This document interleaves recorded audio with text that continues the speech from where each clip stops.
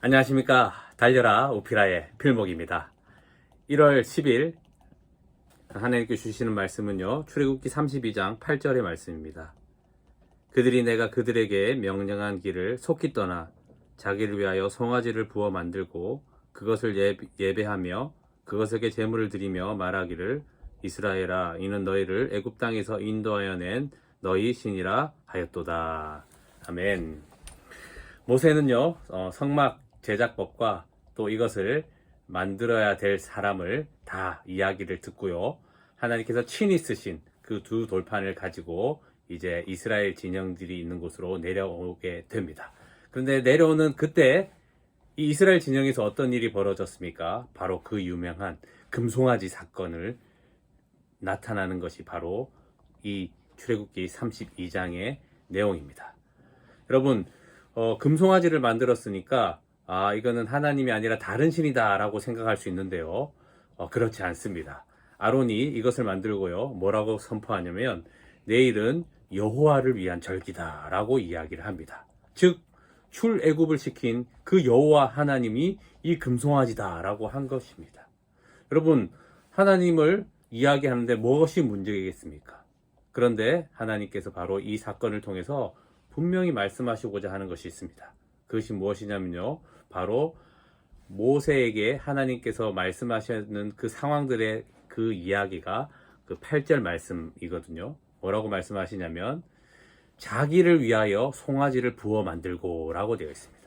키워드가 바로 자기를 위하여 라는 것입니다. 이 자기를 위하여 라는 말씀은요, 또 한 번 더 반복되어서 이야기하는데 이제 우리 이스라엘 백성의 죄를 용서하여 주십시오, 이렇게 내 이름을 생명책에서 지워지더라도 용서해 주십시오라는 모세의 간구 속에서 뭐라고 이야기하면요, 자기들을 위하여 금신을 만든 큰 죄를 범하였나이다 라고 합니다. 또 반복되죠. 자기들을 위하여.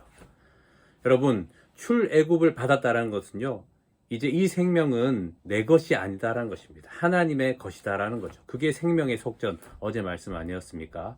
자, 그러면 나는 하나님의 것이야, 그래서 하나님이 뭐 능력 주시고 좋은 것 주시고 생명 주시고 이런 것만 나는 하나님의 것이야 라고 생각하는데요, 사실 그 하나님의 것이다 라는 고백 속에는 이제 내 권리는 없다라는 거예요. 내 것이 없다라는 거예요. 하나님이 주인이시니 하나님 마음대로 한다는 겁니다, 사실 쉽게 얘기하면. 그래서요, 예수 믿는 게 그렇게 좋은 게 아니에요. 다시 한 번 더 생각해보세요. 내가 개종해야 되나 이런 생각 한번 해보세요. 하나님의 것이 되는 게요, 그런 권리를 다 하나님께 이제 이양되는 게 바로 예수 믿는 겁니다.